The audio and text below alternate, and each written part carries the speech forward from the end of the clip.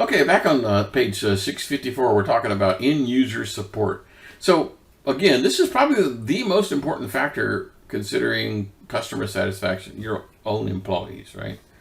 And they stake a case for having decentralized delegation. The idea is you have people on staff, because otherwise they might be concerned about something happening on their machine, but not concerned enough to call the help desk or send in a trouble ticket. They basically just want somebody to talk to. Like, hey, Bob, can you come over and listen to this? Does this sound right? And they go, oh, yeah, that's perfectly normal. Oh, okay, thank you.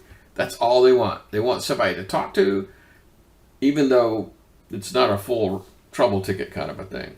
So having an on-site person, even though they may work for somebody else and get paid for somebody else, is clearly the way to go, because it provides faster support. And, people think they belong to the organization. The people in Texas believe that that guy belongs to the organization in Texas. They have no idea he's not actually there. Now, there is a problem with that. It's tough to keep this dispersed staff up to date. When things change, you basically just be firing stuff at them. All the tech support people in all the 5 locations. Here's the update to the new login procedure. Okay, purchasing. So a lot of organizations, this is strictly centralized. You have to go in, or well, not strictly centralized, or centralized with delegation. The idea is that I can have stronger negotiation skills, right? If I'm ordering 50 PCs and you're ordering 50 PCs, what if we ordered 100 PCs? Do you think I might get a better price? Yeah. So bulk purchases, hardware standards. Oh, I would love to have just one vendor. That's a pipe dream, but oh, that would be so nice. Because a lot of things. First of all, it allow me to have a stock of spare parts. Okay, I know exactly what's in those machines. I would have some spare machines, some spare graphics cards, some spare hard drives. Because I know I can stock them.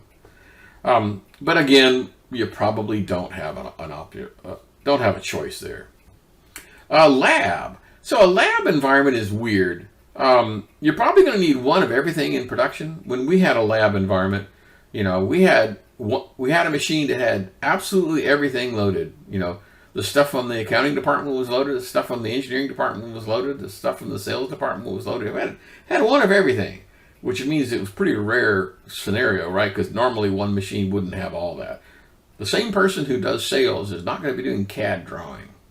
Okay, but we had it all. So that's centralized, plus some decentralization for individual teams. Start off saying, okay, here's the corporate standard for all these things. But then you get down to the folks in Minnesota and go, well, we do product research and testing for new products, so we kind of need to be different. It's like, oh, okay.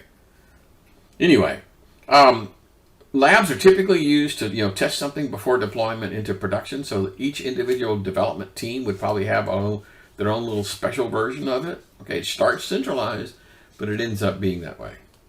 Okay, we've reached the end of this chapter, and we're ready to move on to the next one.